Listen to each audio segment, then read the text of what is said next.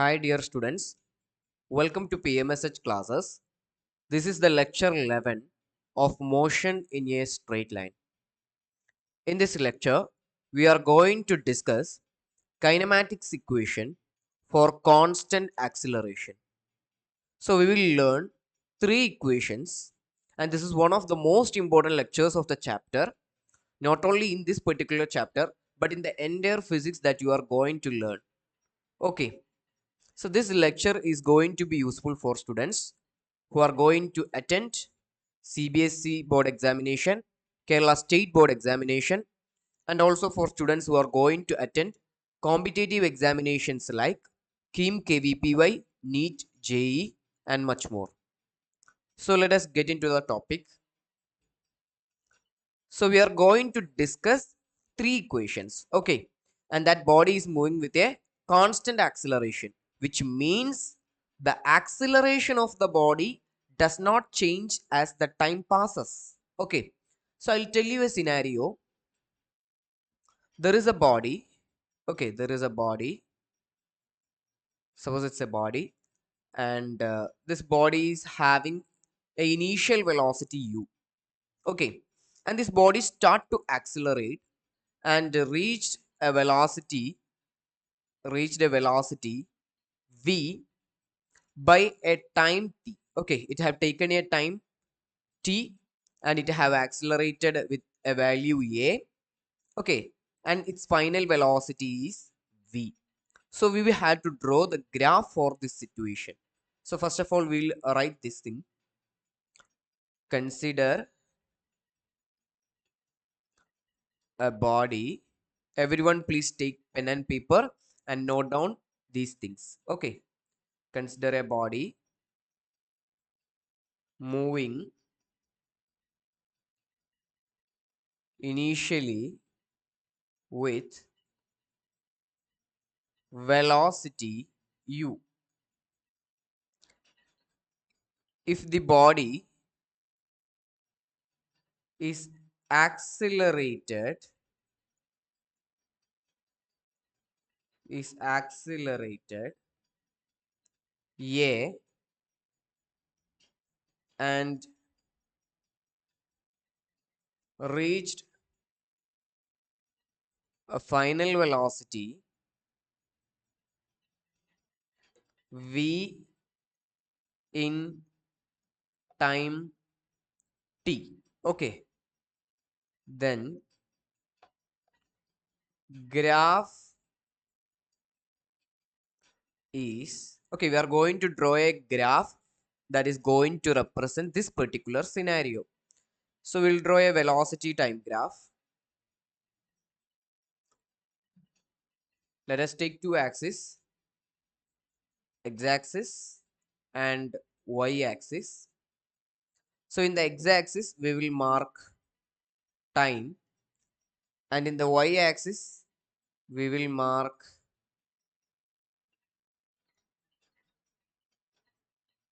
velocity. Okay, so at time 0 the velocity of the body will be, at time 0 the velocity of the body is u. That is called initial velocity, right? Initial velocity means at time 0 it will have a particular velocity and I will mark it as u. Now after time t it have underwent an acceleration of a and reached a velocity v. Clear? So we'll mark this final velocity as v and the time taken as t. Okay, so let us mark some points here. This point can be marked as o, a. Let's join this line. So this is b, then this point is c, and let this point be d. Clear? So let me ask you a question.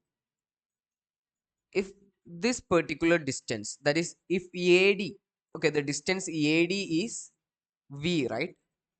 And if the distance AB is U, okay, this AB is U. Then what will be this BD? Yes, you are right. BD is nothing but V minus U, right? BD is going to be V minus U. Clear? So this is the graph representing this particular situation. I hope it is clear. Now we will see the velocity time relation. So we'll consider the slope of this graph. Let us consider slope of this graph. How to mark slope? We know that slope is nothing but tan theta. Tan theta means opposite side by adjacent. This is the opposite. BD is the opposite side and BC is the adjacent side, right? So let us mark that. Slope is going to be BD by BC. What is BD? BD is V minus U, isn't it? And what is BC? BC is the time taken, that is T. So we know that this is change in velocity per unit time, which is called as acceleration. We know we have already learned the slope of velocity time graph is acceleration, right? So from this we can write V is equal to, or V minus U is equal to AT, and V is equal to U plus AT. This is the required equation, velocity time relation. Clear? So we can say that slope dv by dt, that is change in velocity divided by change in time, okay, is nothing but acceleration. Clear? So this is how you get the first equation, which is called as velocity time relation.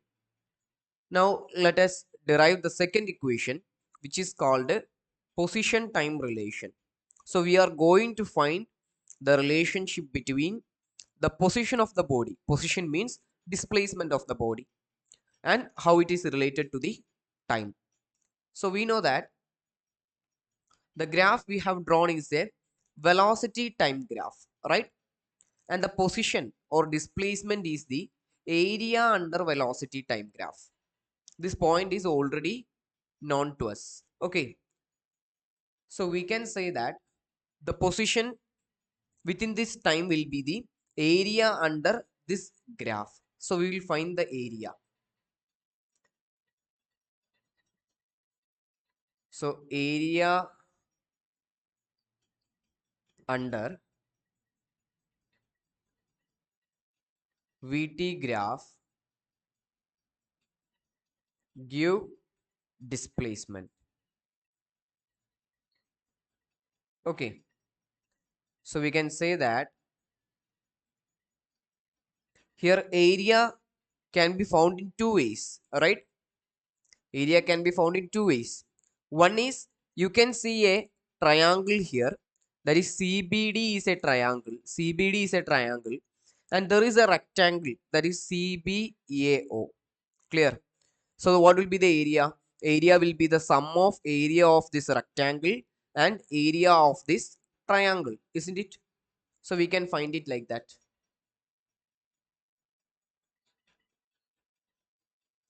So this position will be area of triangle CDB plus area of that rectangle CBAO. We know that area of a triangle is given by half into base into height. So half into base is BC into height. Height is BD. All of you look at that figure in your notebook, okay? Plus area of that rectangle is going to be BA multiplied by OA. Now let us see half into what is actually BC. BC is, you can see that BC is the time, right? BC is the time, and BD is V minus U. So we'll write that BC is nothing but T, and BD is V minus U plus, what is BA into OA? BA is U, that is the initial velocity, into time T. Clear? So this can be marked as UT plus half T into V minus U. In the previous slide, we have derived equation V is equal to U plus AT, isn't it? So we will substitute this equation, or we can write this as V minus U is equal to AT. This is equation number 1. This is equation number 2. Okay, right here we know. Now you put 2 in 1. What you get? You get S is equal to UT plus half into T into this V minus U can be replaced as AT. So that's going to be AT. So you get the relation S is equal to UT plus half AT square. This is called as the position time relation. Okay, this is called position time relation, which is very, very important. Okay, and there is an alternate way by which you can derive the same formula. Okay, let us see an alternate derivation.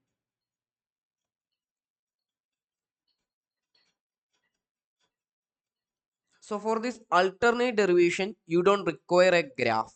That is the advantage of this alternate derivation method. Okay, you don't require a graph. Everyone are familiar about this equation. That is, average velocity is total displacement by time, right? That is, V average is equal to displacement can be S and time can be T, so that we can write S is equal to V average multiplied by time. And we have already seen an equation for V average as V average is equal to U plus V divided by 2, isn't it? And we can put this equation as 1 and this equation as 2. So let's substitute, put 2 in 1. We get S is equal to U plus V by 2 multiplied by T. This is equation number 3. Also we know V is nothing but U plus AT, which is equation number 4. And let's substitute this V value in the equation number 3. Put 4 in 3. What you get? S is equal to U plus, instead of this V, we will write U plus AT divided by 2 into T. So S is 2U plus AT. We'll divide this 2 separately into T. So S is going to be U plus half AT into T. So we get the relation S is equal to UT plus half AT square. Okay, so this is an alternate method by which you can derive this position time relation. And for this alternate method, you don't require a graph. You only need some simple equations that you have already learned in some previous lectures. Okay, now we will go for the third equation. In board examination, they will ask you to derive this by drawing the graph. Okay, sometimes they may not tell you draw graph, instead they will just tell you to derive it. Hence, you can use any method which you like. Now we will go for position velocity relation. Okay. So here we are deriving the relation between the position and the velocity of the body. Like we already discussed, position is actually the area under the graph, velocity time graph, isn't it? So we can find that area in another way. How is that? Let's see. So all of you observe this figure O A D C. Okay. O A D C. What is this particular figure? This is actually a trapezium, isn't it? It is a trapezium. In the previous slide, or in the previous relation, that is position time relation, we have found the area as splitting this figure into a triangle and rectangle. But actually, this figure as a whole is a trapezium. So you can use the equation of trapezium to find the area, isn't it? So let's do like that. So we can say that this is going to be area of trapezium OADZ. Actually, what is the area of a trapezium? Yes, it is true. Height by it is height divided by 2 multiplied with a plus b, where a and b are the sides of or length of the side, parallel side, right? Length of the parallel side. So let us see which are the parallel sides. The parallel side are OC, clear, and AD, and the height is CB. Okay, so we'll mark. Height can be even written as OA, right? Please look at the figure. OA by 2, OC plus AD. OA is actually time, so that is T by 2. OC is actually U, that is the initial velocity, and AD is the final velocity. Now, this 2 can be multiplied to the left hand side. So you get 2S is equal to U plus V multiplied by time. Okay, this is equation number 1. Now we know that V is equal to U plus AT. So from here we can write V minus U divided by A is equal to T. Equation number 2. Let us substitute 2 in 1. Put 2 in 1. We get 2S is equal to V plus U into V minus U divided by A. This A can be taken to the left hand side. So that is 2AS is equal to V plus U into V minus U. What is A plus B into A minus B? The identity A plus B into A minus B. It is A square minus B square. So that we can apply here. It becomes 2AS is equal to V square minus U square. So this is the position velocity relation. Okay, this is position velocity relation. I hope the derivation is clear to you. Okay, now similar to the previous case, let us do it using an alternate method. For this method you don't need a graph. Instead you need some equation that you have learned in some previous lecture. So let's see how to do it. We know v is nothing but u plus at, isn't it? The final velocity is initial velocity plus acceleration multiplied by time. Okay, let's square both sides. Squaring both sides, what you get? It becomes v square is equal to u plus at square, isn't it? And it is nothing but a plus b the whole square, which is equal to a square plus 2ab plus b square, right? So let's apply that. V square is equal to u square plus 2at plus v square, sorry, it is a square t square, right?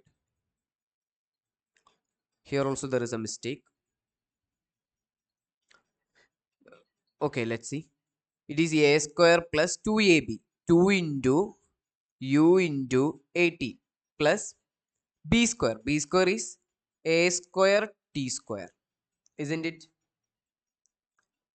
So from here we get v square minus u square is equal to,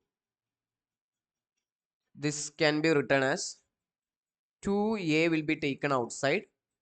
The balance is u and t. So ut plus, here a is taken outside. The remaining will be half a t square, isn't it?